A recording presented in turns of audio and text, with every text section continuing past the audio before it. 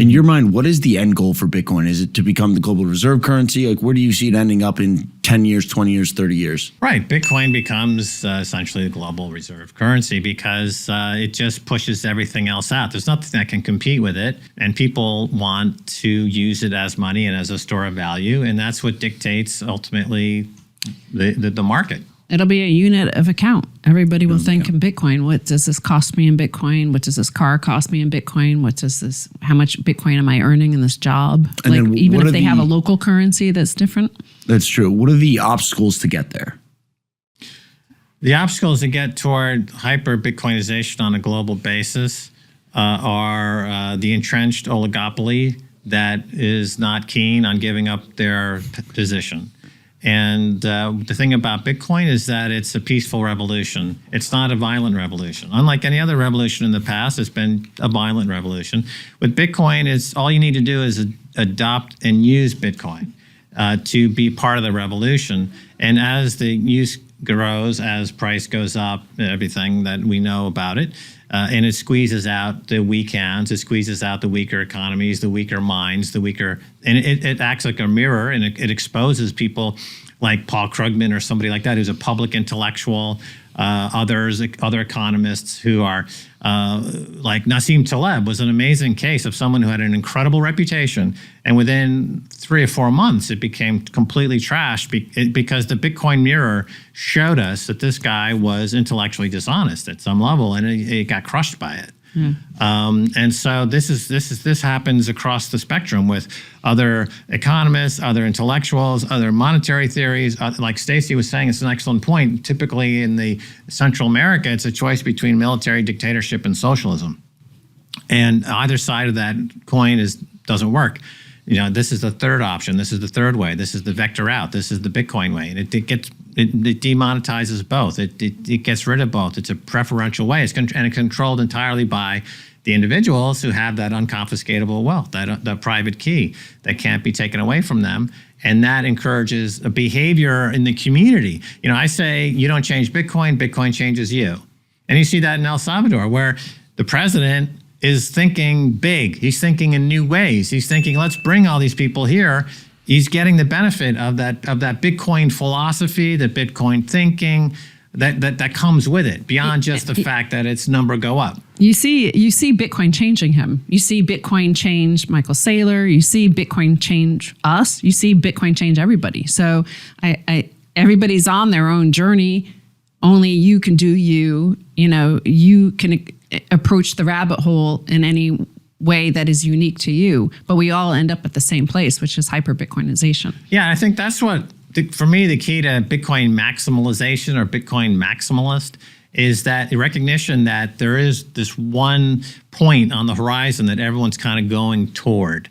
And to deny that is just wasting everyone's time. Just understand that we're all kind of heading into that one global hyper Bitcoinization, Bitcoin standard point on the horizon. We're on this pilgrimage together toward this outcome, and that's Bitcoin maximalization. And for those who argue against it, I'm there. Anyone's happy to argue against it, but no one's made a compelling case that what I just said is not true.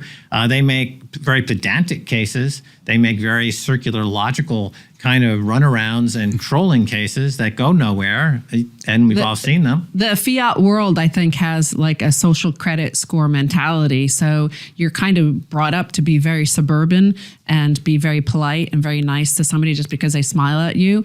And for me personally, and I can only speak for myself, like that sort of toxic maximalism just saves me from having to be nice to somebody just because I've known them for 10 years and now they have a shitcoin that they, you know, and it just helps to like, okay, I just don't, how do I get over the fact that I just want to be polite and say, oh, hey, that's cool. Glad for you. You know, it's just like, it's a self-defense mechanism.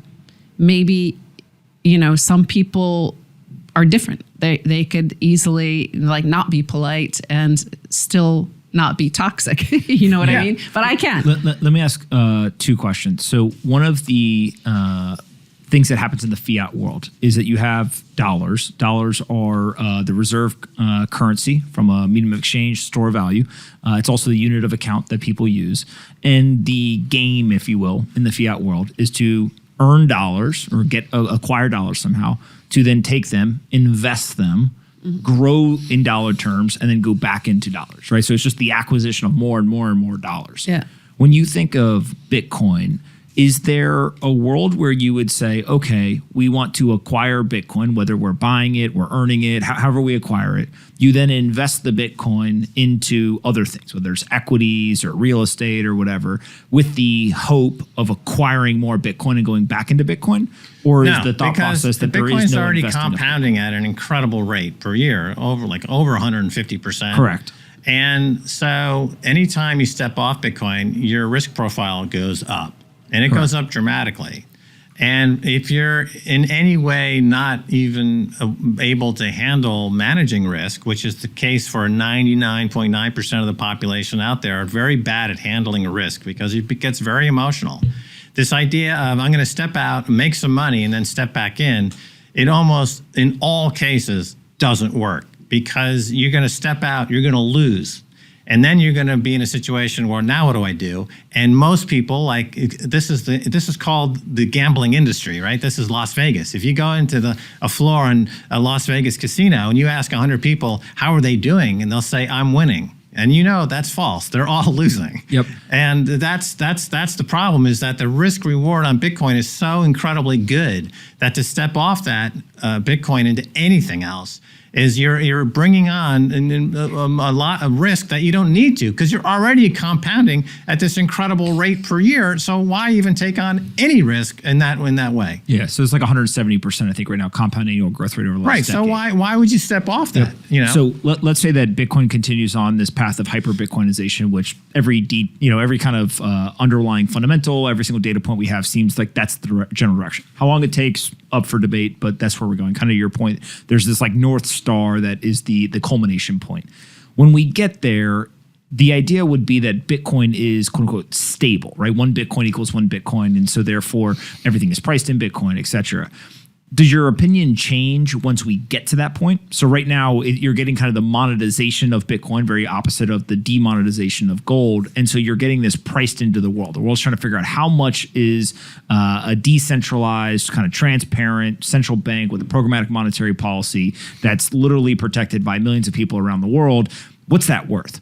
Right now, the world thinks it's worth $1 trillion. I think that everyone in this room thinks it's worth way more than that in the future, but we'll see how that happens. Do we reach a point where there's stability and then you have to go back to the thinking of investing Bitcoin to earn more Bitcoin? No. Okay. Because the end game on Bitcoin is something very, very interesting, very remarkable.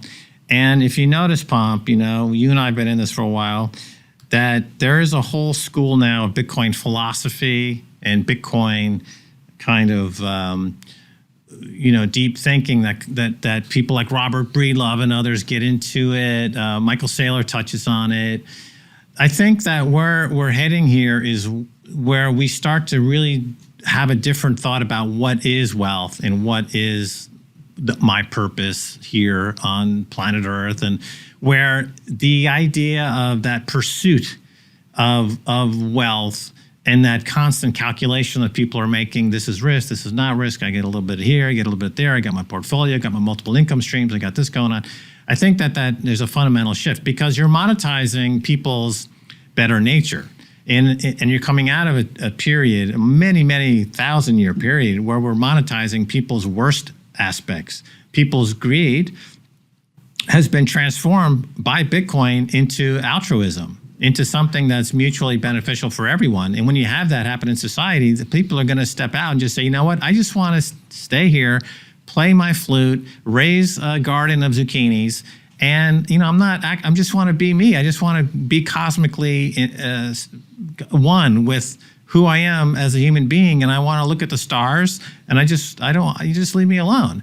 I think that's the outcome toward a hyper Bitcoinization of that when you have that moment of almost as a species, without getting too off the range here, but almost as a species, it's almost like an evolutionary step change where we finally put down the childish toy of our egos and our need to get more and more and more, and we join our into a more of a communal high, if you will. That's the time preference, the shift in time preference. That's what the rabbit hole is all about. So the skills that people have that are thinking, I have skills in hustling, I have skills as an entrepreneur. There's a Bitcoin thread of thought that says that no matter what I do, Bitcoin's going to keep going up anyway. Well, am I ever going to be able to use my skills?